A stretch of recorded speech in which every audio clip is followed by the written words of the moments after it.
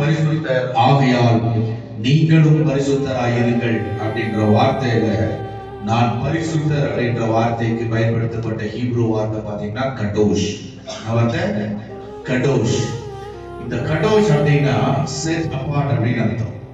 Set abort அப்படின்னா பிரித்தெடுக்கப்பட்டவர் என்று அர்த்தம். நம்மளுடைய வியாக்கியானம் இதுல என்னதான் இருக்கு? பரிசுத்தர் அப்படின்னா பாவத்திலிருந்து பிரித்தெடுக்கப்பட்டவர், அவர் பாவம் செய்யாதவர்.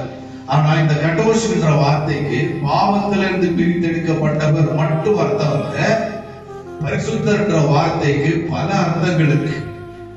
பரிசுத்தருக்கு அர்த்தம் கடோஷ். கடோஷ்னா அர்த்தம் அப்படின்னா பாவத்திலிருந்து பிரித்தெடுக்கப்பட்டவர், மன அழுத்தங்களிலிருந்து பிரித்தெடுக்கப்பட்டவர், கவலைகளிலிருந்து பிரித்தெடுக்கப்பட்டவர், சோதனைகளிலிருந்து பிரித்தெடுக்கப்பட்டவர், தோல்வியிலிருந்து பிரித்தெடுக்கப்பட்டவர், ஏமாற்றத்திலிருந்து பிரித்தெடுக்கப்பட்டவர், வறுமையிலிருந்து பிரித்தெடுக்கப்பட்டவர், நோய்களிலிருந்து பிரித்தெடுக்கப்பட்டவர்.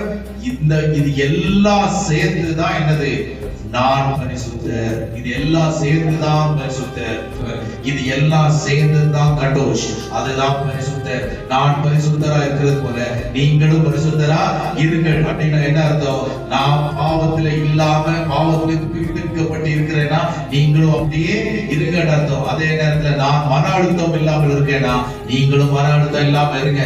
நான் சோகத்துல போகாம இருக்கேனா நீங்களும் சோகத்துல போகாதீங்க. நான் கவலை இல்லாம இருக்கிறேனா நீங்களும் கவலை இல்லாம இருங்க. நான் தோல்விக்கு போகாம இருக்கேனா நீங்களும் தோல்வி இல்லாமல் இருங்க. இதுக்கு பேர் தான் என்னது? பரிசுத்தர்.